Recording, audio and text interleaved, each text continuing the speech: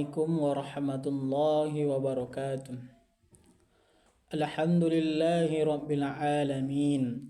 Wassalatu wassalamu ala ashrafil anbiya'i wal mursalin wa ala alihi wa sahbihi wa barik wa sallim ajma'in.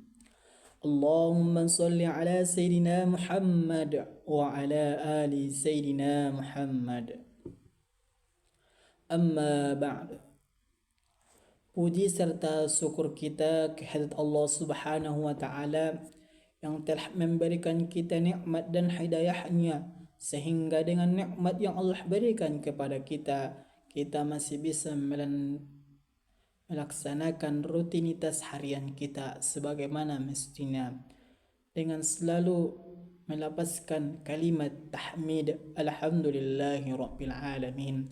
Mudah-mudahan kita termasuk seorang hamba yang bersyukur atas nikmat yang Allah berikan. Salawat serta salam ke ruh Nabi Muhammad sallallahu alaihi wasallam.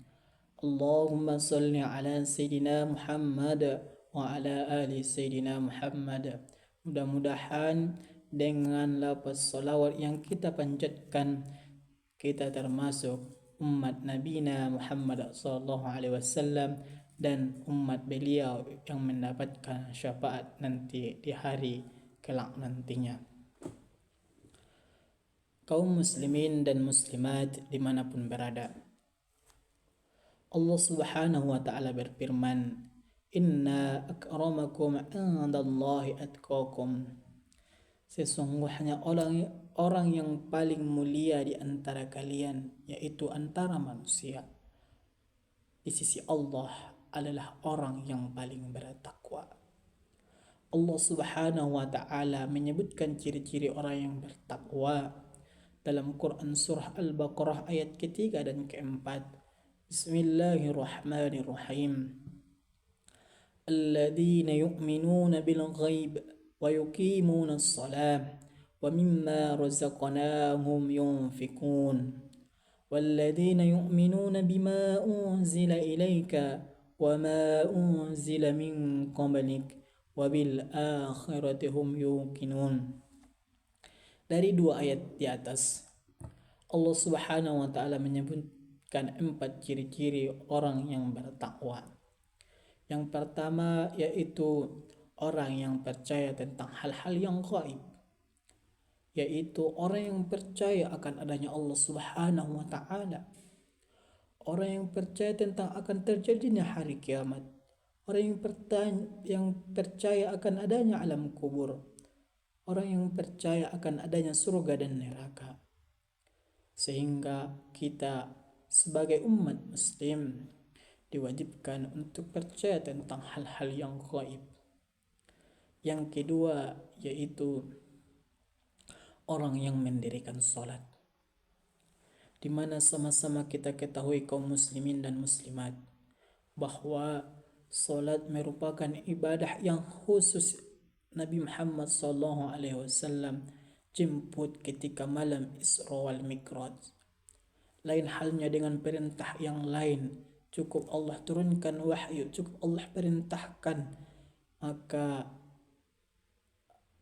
hukum ataupun ajaran ataupun ibadah sudah dilaksanakan. Tetapi untuk salat ini Allah khususkan untuk menjemputnya ketika pada malam Isra wal Mi'raj. Sebagaimana keagungan atau betapa pentingnya salat ini bagi kita bersama.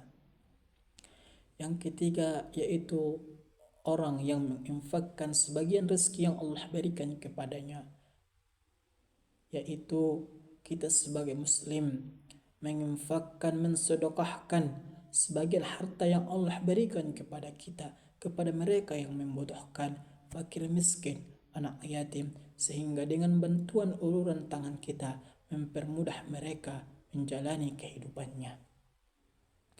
Yang keempat, di dalam Quran surah Al-Baqarah tersebut, ciri-ciri orang yang bertakwa yaitu orang yang percaya tentang apa yang Allah turunkan kepada kita dan apa yang Allah turunkan sebelum kita, yakni kitab Taurat, Zabur, dan Injil. Dalam dalam Al-Quran surah Al-Baqarah ayat kedua dan ketiga, ayat ketiga dan keempat tersebut, Allah telah menyebutkan ciri-ciri orang yang bertakwa. Seseorang dapat dikatakan takut kepada Allah Subhanahu wa taala ataupun takwa kepada Allah Subhanahu wa taala bila terdapat 7 macam tanda-tandanya, seperti yang dikatakan oleh Abul Lais sebagai berikut. Yang pertama yaitu lidahnya dibuat untuk berzikir kepada Allah, membaca Al-Quran, dan lidahnya tidak lagi digunakan untuk berdusta, menggunjing, mengadu domba, dan menganiaya. Nabi Muhammad SAW bersabda, "Salamatul insani fi hifdzil lisan," yaitu keselamatan manusia itu tergantung pada menjaga lisannya. Yang kedua, ia selalu menciptakan perdamaian, tidak mempunyai hati yang dengki, permusuhan, dan sebagainya. Yang ketiga, tatap matanya selalu melihat yang benar, tidak ada yang haram, dan tidak ada keinginan nafsu, tetapi ia memandang dengan iktibar setiap kejadian yang ia alami. Ia menganggapnya sebagai iktibar, sebagai nasihat untuk dirinya untuk memperbaiki. Yang keempat, tidak akan mengisi perutnya dengan makanan yang haram, karena itu adalah sebuah perbuatan dosa, seperti sabda Nabi yang artinya, ketika sesuap haram masuk ke perut anak Adam, semua malaikat yang ada di bumi dan di langit memberi laknat kepadanya selama sesuap itu masih ada dalam perutnya, dan bila ia mati dalam keadaan yang seperti itu, maka tempatnya adalah neraka Jahannam. Na'udzubillahi min dzalik. Yang kelima yaitu tangannya. Ia tidak akan memanjangkan tangannya untuk mengambil barang-barang yang haram, tetapi ia menggunakan tangannya untuk memenuhi ketaatan dan kebenaran. Yang keenam, telapak kakinya. Ia tidak menggunakan kakinya untuk berjalan ke dalam kemaksiatan, menuju kemaksiatan, tetapi ia berjalan bersama para ulama dan para orang-orang yang saleh di jalan Allah, menegakkan agama Allah Subhanahu wa taala. Yang ketujuh, dia selalu menjadikan ketaatannya itu murni karena Allah Subhanahu wa taala. Tidak ada setiap ibadah yang ia lakukan dilandaskan dengan ria atau ingin dipuji oleh orang lain.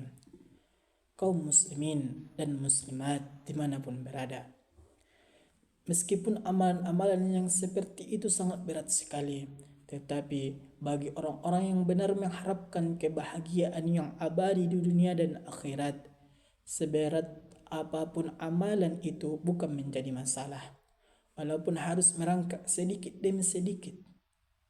Tetapi amalan tersebut merupakan pondasi kita untuk mendapatkan kenikmatan, kebahagiaan dari dunia sampai akhirat nantinya. Sudah menjadi kewajiban kita untuk menanamkan rasa ketakwaan sehingga mendarah daging, sekalipun harus dibiasakan sejak dari kecil untuk mematuhi perintah-perintah Allah. Insyaallah dengan kerja keras, berusaha terus sedikit demi sedikit, ketakwaan kita akan selalu bertambah terus. Dengan demikian, kita sudah punya modal yang sangat besar di dalam mengarungi hidup yang penuh dengan beraneka ragam godaan duniawi. Dengan menjalankan perintah Allah, tentu kita selalu mengkoreksi diri, apa kekurangan kita, apa kesalahan kita, dan kapan kita harus perbaiki diri kita dan tidak berbuat dosa lagi dan kesalahan lagi. Kaum muslimin dan muslimat dimanapun berada, sekali lagi marilah kita mengkoreksi diri kita dan mengadakan perhitungan. Sudahkah kita menjalankan perintah-perintah Allah? Sudahkah kita semua ini menjauhi larangannya? Mengingat definisi takwa ini memang sangat sulit untuk menjalankannya, takwa yang sebenarnya, karena sudah menjadi tugas sendiri yang amat berat menjalankan perintah tersebut.